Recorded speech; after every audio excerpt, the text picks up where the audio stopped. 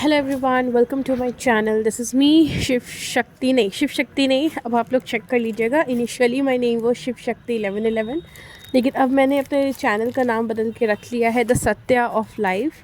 तो बहुत दिनों बाद और एक नए शहर से मैं आप लोगों से बात कर रही हूँ।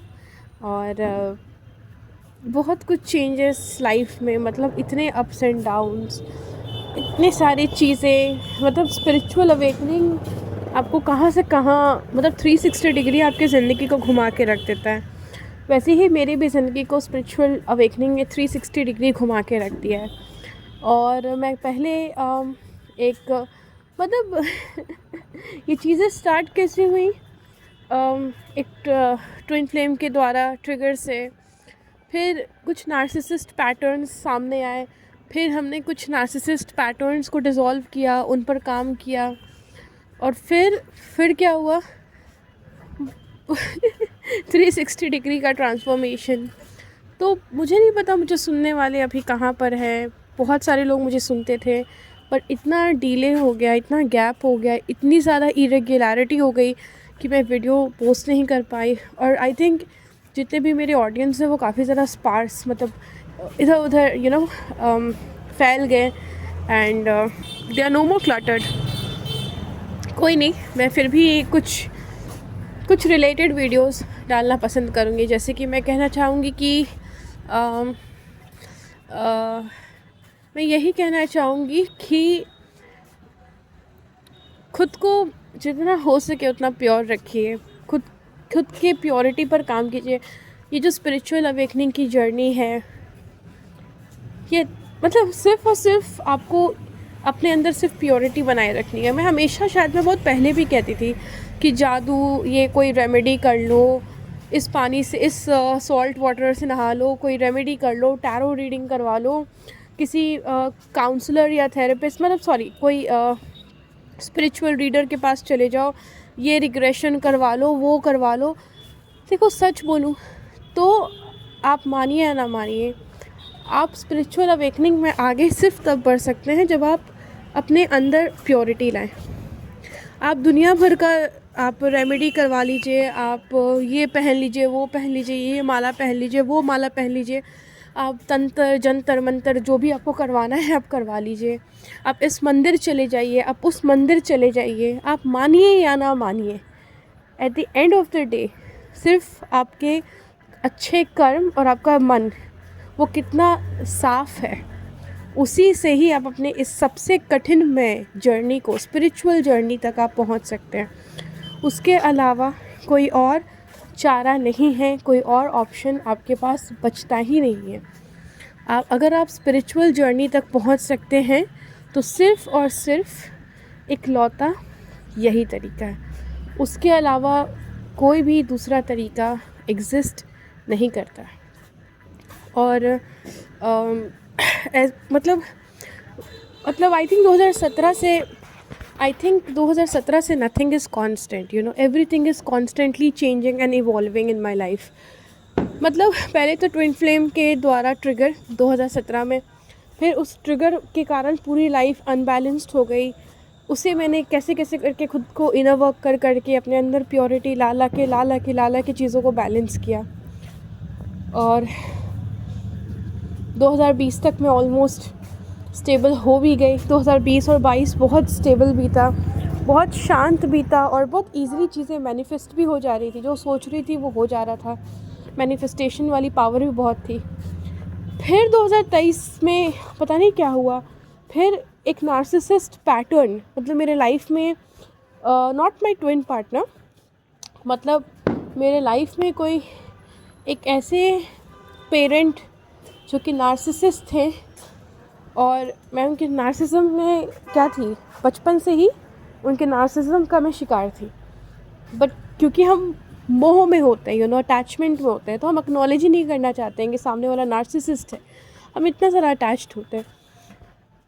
वो चीज़ बहुत ज़्यादा ट्रिगर करने लगा 2023 में। जो नार्सिसिज्म था वो अपने पीक पर आ गया, और तब जो एक भयानक ट्रिगर हुआ कि अरे ये तो एक नार्सिसिस्ट पैटर्न था। और बिकॉज़ मैं बहुत ज़्यादा अटैच्ड थी, मैं इससे बाहर नहीं निकल पाती थी, और मैं इसे ही रियल मान लेती थी। तो मैं सच बोलूँ तो 2017 में जो मेरे ट्विन फ्लेम के थ्रू ट्रिगर था, वो तो खैर बहुत पेनफुल था, बहुत लेयर ऑफ ट्रांसफॉर्मेशन मैंने एक्सपीरियंस किया था। लेकिन ये वाला जो था ना, जहाँ पे एक पेरेंट नार्सिसिस्ट थे और इनकी नार्सिज्म पीक पे चली गई थी 2023, 24, 25 के हाफ में, ये बहुत पेनफुल था। तो इस बीच ना जाने क्या क्या हुआ मेरा। अचानक से मैं जो ड्रीम जॉब करती थी उसमें उथल पुथल आना शुरू हो गया। मतलब मेरे घर में माहौल ख़राब होने लग गया, और मेरा बाल सबसे ज़्यादा तो अफेक्टेड मेरा बाल हुआ है।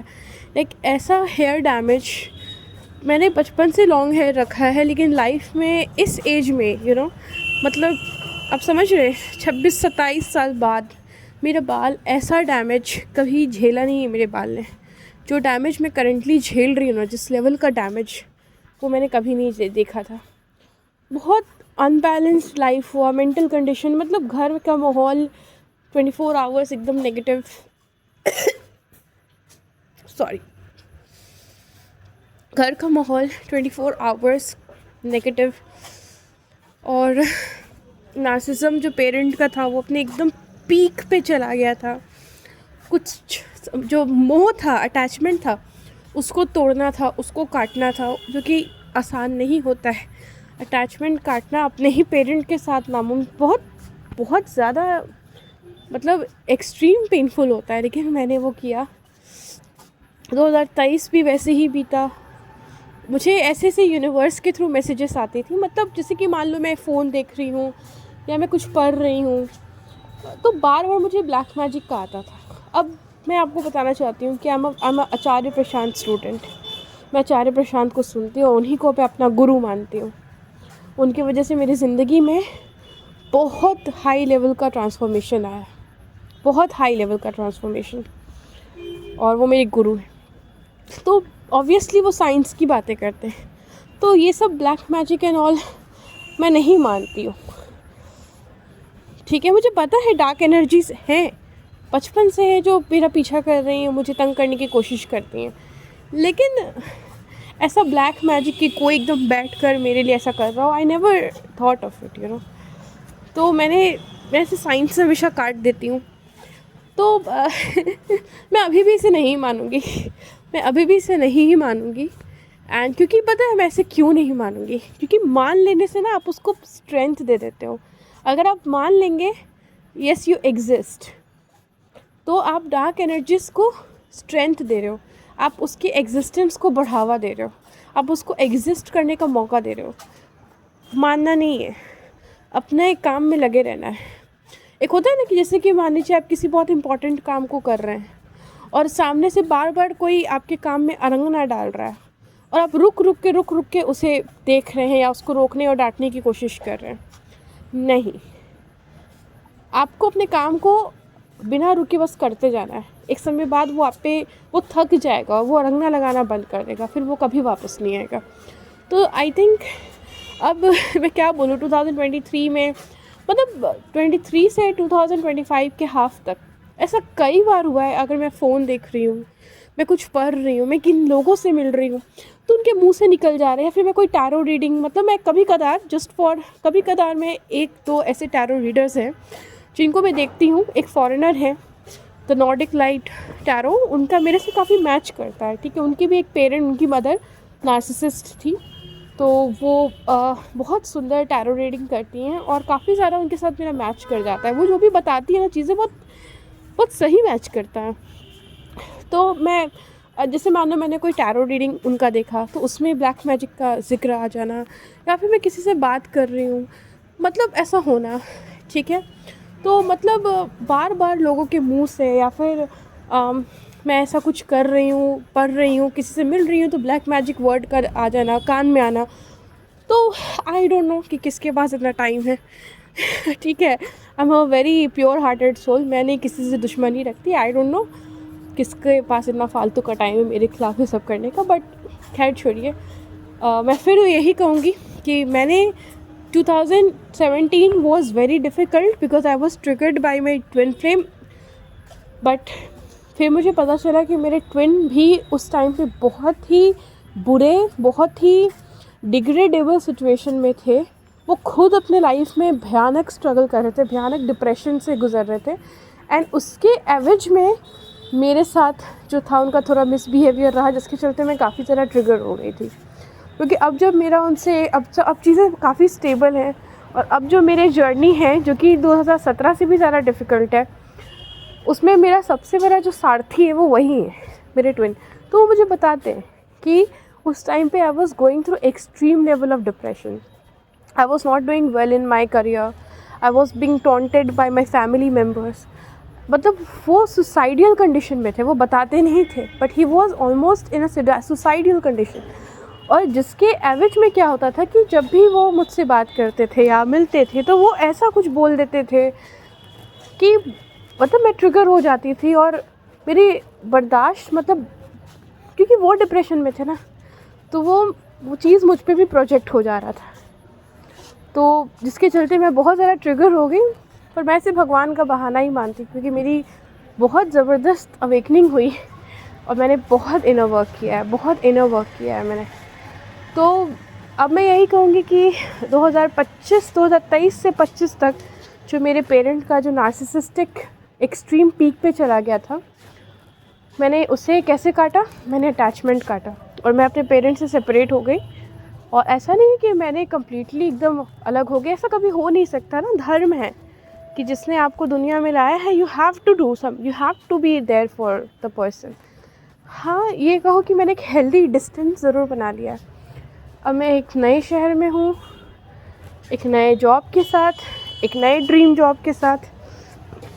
मेरा ओल्ड ड्रीम जॉब भी चल रहा है, इसके साथ एक न्यू ड्रीम जॉब भी है, प्लस एक न्यू सिटी है, बहुत सुंदर यहाँ का लोकेशन है, बहुत सुंदर यहाँ का एनवायरनमेंट है। महीने में कई बार अपने पेरेंट के पास भी जाती हूँ, क्योंकि मुझे उनका केयर करना धर्म है। ये वो अपना धर्म भूल जाए, बट हम अपना धर्म नहीं भूल सकते हैं। अब मेंटल कंडीशन पहले से काफ़ी बेटर है, नार्सिज्म का इफ़ेक्ट बहुत कम है, और मेरे ट्विन मेरे साथ मेरे सारथी की तरह है, और बहुत आगे जाना है। मेरे ट्विन पता है मेरे सारथी, जैसे कृष्ण अर्जुन के सारथी थे, वैसे मेरे ट्विन मेरे साथ सारथी हैं। और अब बस देखना है अब आगे क्या होगा। एक बहुत बड़ा मन में सपना है। पता है इस पूरे जर्नी में मैं कृष्ण के बहुत करीब आई यार। मतलब मैं क्या हूँ ना कि मैं बचपन से स्पिरिचुअल हूँ, रिलीजियस नहीं कि ये मुझे मेरे पेरेंट ने बता दिया कि ये हमारे देवी देवता है तो इनको बस आंख बंद करके मानो। नहीं, मैं सवाल करती हूँ, क्यों मानूँ, किस लिए मानूँ, क्या कंट्रीब्यूशन है, क्या इनका महत्व है। बट मैं सच बोलूँ, जब मेरा स्पिरिचुअल अवेकनिंग हुआ ना, और ख़ास करके ये सेकंड वाला फेज़, फर्स्ट फेज़ तो ट्विन वाला था, तो वो तो था कि मेरे ट्विन खुद बहुत एक्सट्रीम सुसाइडियल कंडीशन में थे, जिसके कारण मुझे बताते नहीं थे, और जिसके कारण उनका जो भी बैगेज था, मतलब वो मुझ पे मेरे साथ वो मुझे भी ट्रिगर कर देते थे, कुछ ऐसा बोल देते थे, कुछ ऐसा कर देते थे कि मैं ट्रिगर हो जाती थी। बट अब सब सही है, अब वो भी अपनी लाइफ में काफ़ी स्टेबल है और मैं भी बहुत स्टेबल हूँ। बट ये जो सेकंड फेज़ था ना 2023 वाला से 2025 के हाफ, ये बहुत पेनफुल था, क्योंकि यहाँ पे एक पेरेंट जो कि नार्सिसिस्ट तो हमेशा से थे, बट इनके नार्सिज्म ने सारा रिकॉर्ड तोड़ दिया था। ये बहुत पेनफुल था, ये वाला पहले फेज़ से भी ज़्यादा पेनफुल था। और पता है सेकंड फेज़ में क्या हुआ, मैं कृष्ण के बहुत करीब आ गई। मुझे कृष्ण के होने का जो एहसास हुआ है, जो तगड़ा एहसास हुआ है, मत पूछो। जिस लेवल का मैंने कृष्ण को महसूस किया है, आज भी करती हूँ कि वो मेरे साथ हैं, मेरे सारथी हैं, मेरे साथ हैं, और हर पग पर मेरा साथ दे रहे हैं। वो कृष्ण मेरे साथ हैं, मेरे सारथी हैं, हर पग पर वो मेरा साथ दे रहे हैं, और कृष्ण को मैं जीने लगी हूँ। तो मैं आज के टाइम में कह सकती हूँ कि मैं कृष्ण भक्त हूँ, और मैं कृष्ण को दिल से उनकी भक्ति करती हूँ और आजीवन करते रहूँगी। मुझे मेरे second phase of spiritual awakening ने कृष्ण के बहुत करीब ले आया। और मेरे ट्विन मेरे सारथी हैं इस पूरे जर्नी में।